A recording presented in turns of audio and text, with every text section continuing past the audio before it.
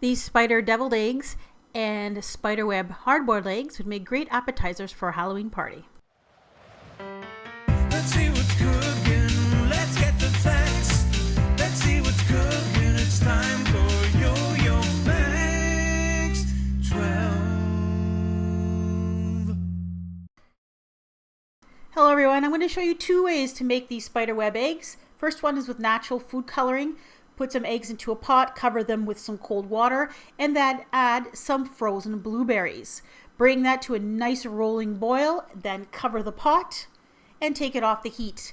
Let that sit for 10 minutes covered. Then fish out your eggs, dry them off if you'd like.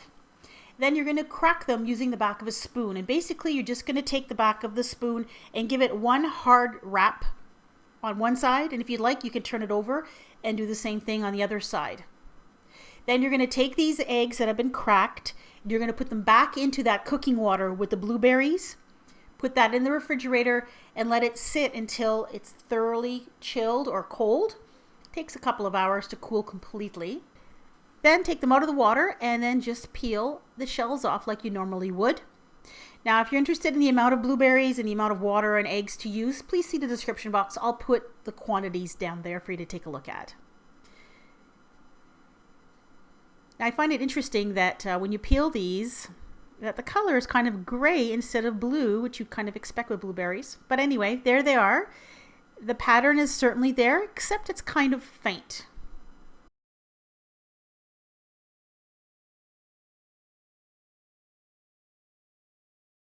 Now for the second method, I took the eggs, I put them in water, I boiled them for 10 minutes.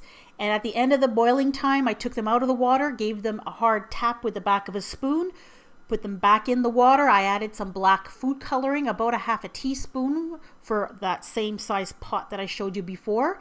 Put that in the refrigerator and let that cool completely. And then I peeled them like I'm showing you here.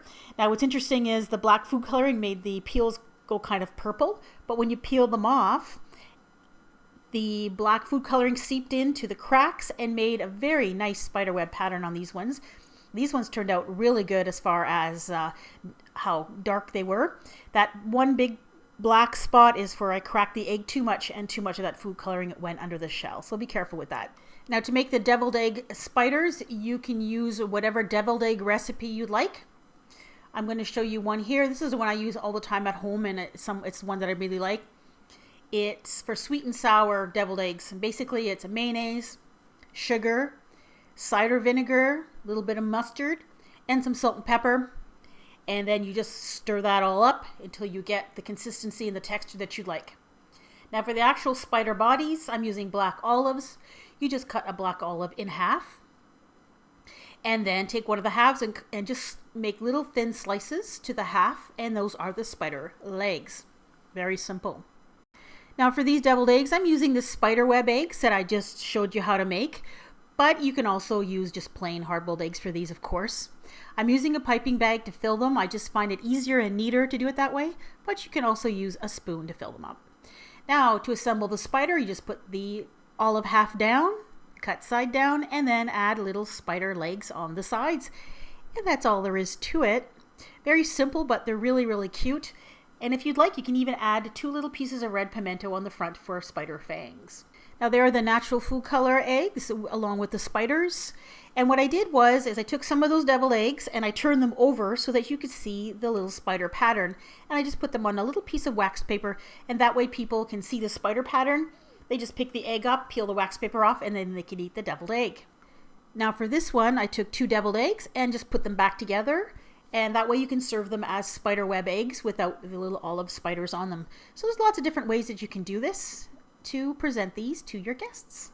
So there you go, 2 different ways of making these spiderweb eggs, and that's completely up to you how you want to do this. I'll put some hints and tips and tricks in the description box if you want to check that out before leaving. Thanks for watching. Here is another creepy, fun, and delicious Halloween treat. They are severed finger cookies. So go ahead and click right on your screen or see the link in the description box for that video recipe. If you're not subscribed to my channel, go ahead and click on that yellow subscribe button. That way you won't miss a single fun food video. Bye-bye.